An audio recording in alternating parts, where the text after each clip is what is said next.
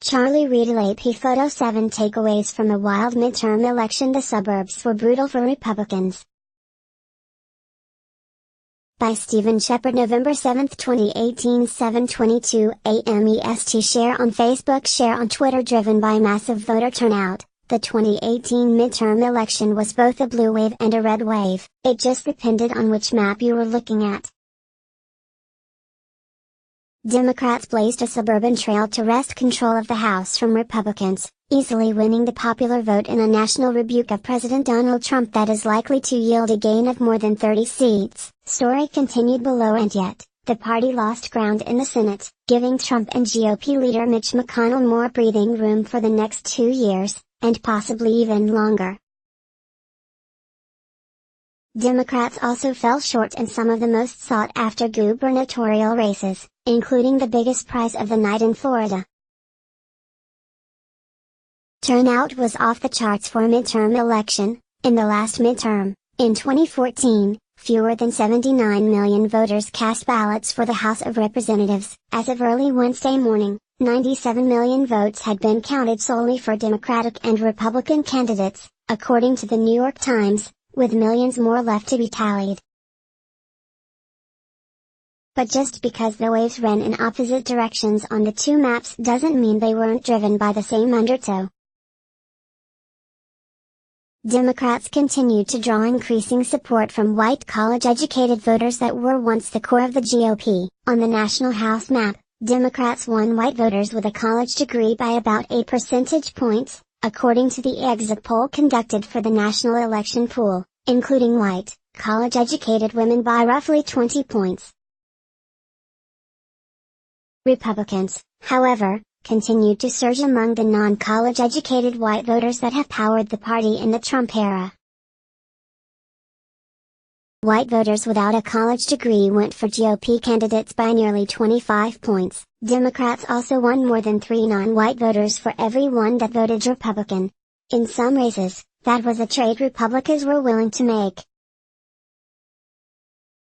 Andrew Gillum and Bill Nelson, the Democrats running for Florida governor and Senate, respectively, won Florida's urban and suburban counties, including around Jacksonville, which was once GOP territory. But both were swamped by strong Republican margins and turnout in rural and inland counties that drove former GOP Rep. Ron DeSantis' victory in the governor's race and Gov. Rick Scott's lead in the current vote count. Here are 7 takeaways from Tuesday's Trump-powered midterms. 1. Suburban Republicans were swept away. Democrats won suburbs from the eastern seaboard all the way to Nevada. But they didn't just pick off the low-hanging fruit. The GOP members long seemed to be vulnerable. They expanded into more challenging terrain near Dallas, Houston, Oklahoma City, and Richmond. Republicans like Barbara Comstock in Northern Virginia, Mike Kaufman in suburban Denver, Kevin Yoder outside Kansas City and Eric Paulson in the Twin Cities were easy pickings for Democrats.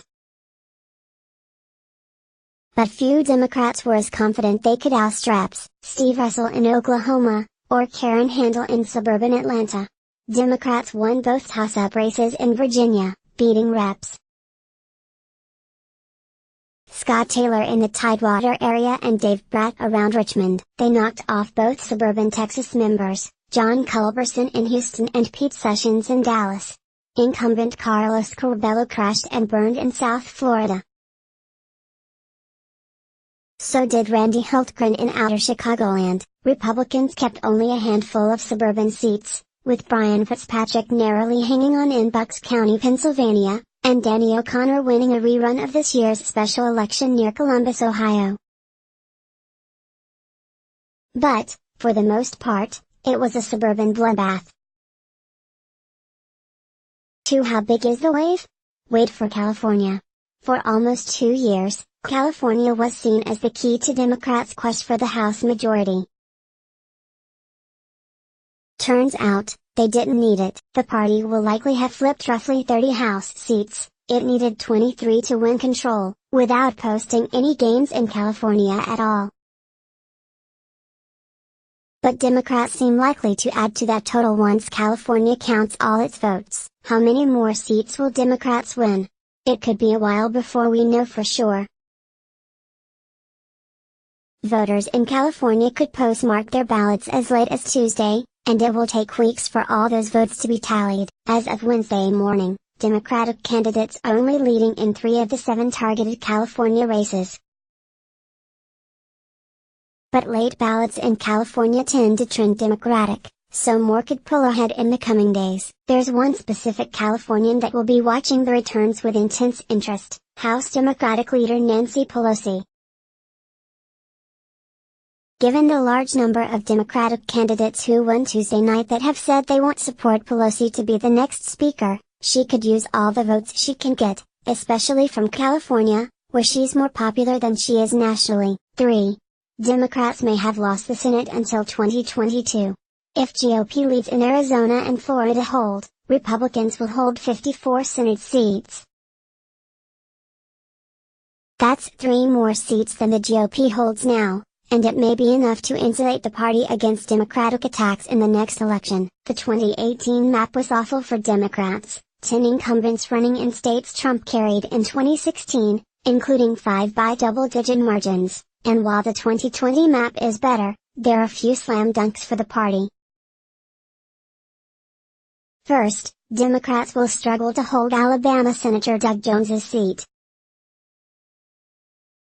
Jones, who won a special election last year against an extremely flawed GOP candidate, will have to choose whether to seek a full term in a state Trump carried with 62% of the vote in 2016. If Democrats lose the Alabama seat, they'll need to pick up 5 seats to flip the chamber, 6 if they don't win the presidency.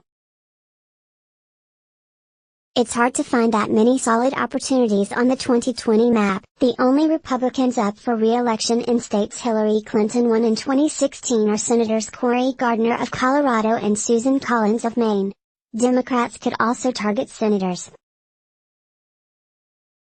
David Perdue, Republican Georgia; Joni Ernst, Republican Iowa; Mitch McConnell, RKY; Thom Tillis, RNC, and John Cornyn, Republican Texas. But those are more difficult. That's why, even if Democrats weren't going to win the Senate on Tuesday, it was so important for the party to limit its losses. Some races are still uncalled, but it appears Democrats failed to keep the Senate within arm's reach 2 years from now. 4. Republicans held some big governorships.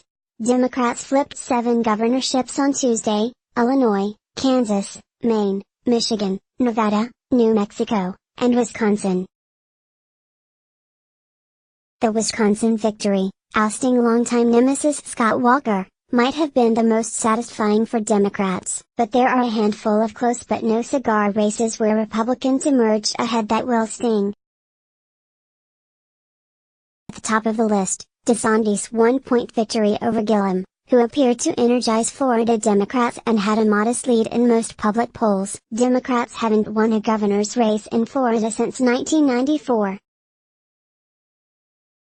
The closely watched race in Georgia hasn't been called, and while Brian Kemp is ahead, Democrats hope his vote share falls under 50%, forcing a December 4th runoff with Democrat Stacey Abrams. But even if Kemp fails to secure a majority, he'd be the favorite in a head-to-head race with Abrams. Republicans also held on in a couple of smaller states with outsized national implications, Iowa and New Hampshire, where a number of Democrats will soon be flocking to kick off their 2020 presidential campaigns. 5. Democrats patched the blue wall, but it's still vulnerable. 2 years after Trump crashed through the Midwestern blue wall, Democrats made gains in a number of states that the now president turned red. In Pennsylvania, the incumbent Democratic governor and senator were re-elected easily, and Democrats won half of the state's 18 House seats, up from only 5 after the previous election.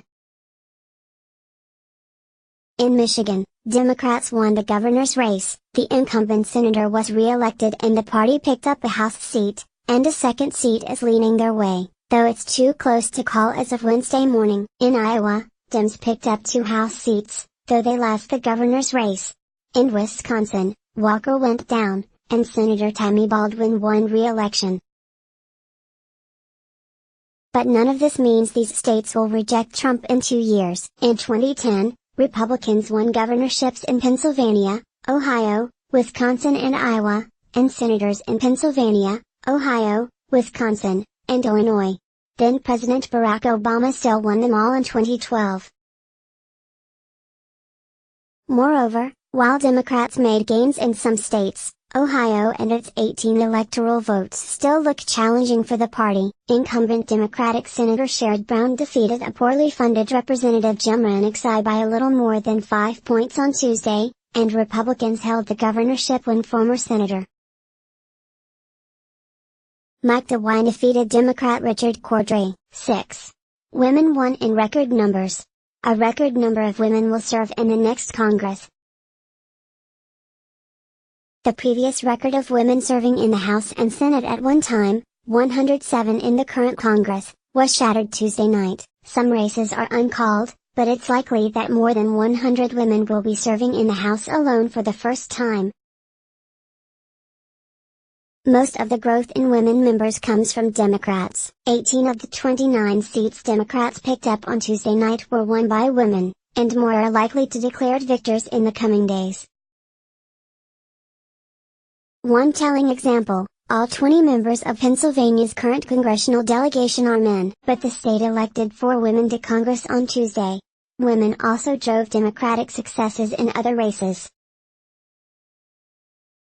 Trump is fond of saying, wrongly, that he carried the female vote in 2016, but the result was even more decisive this time around. Women tilted Democratic by nearly 20 points, and white women were split evenly between the parties, according to exit polls. 7. Beto didn't win, but other Texas Democrats did. Senator Ted Cruz defeated Rep. Beto O'Rourke on Tuesday by less than a 3-point margin, a closer race than many expected, and closer than some thought was even possible. No, O'Rourke's army of dedicated voters inspired by his candidacy didn't overcome Texas partisan lean. And, yes, he may have left some voters on the table by running hard to the left, but there are reasons not to be too dismissive of his campaign. First, turnout spiked. As of Wednesday morning, 8.3 million votes had been tallied in the race. That's only slightly fewer than the just under 9 million votes in the 2016 presidential race, and close to double the 4.6 million in the last Senate race in 2014. That sharp increase may have helped other Democrats. Lizzie Fletcher beat Culberson in Houston, and Colin Allred unseated Sessions in Dallas. GOP Rep. Will Hurd leads his Democratic opponent in another battleground district by fewer than 700 votes. There were also a number of Republican close shaves, seats that stayed red, but were much closer than expected. 7-term Rep.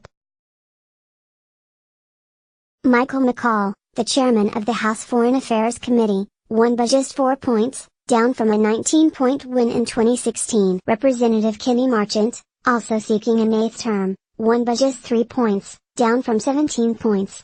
Rep.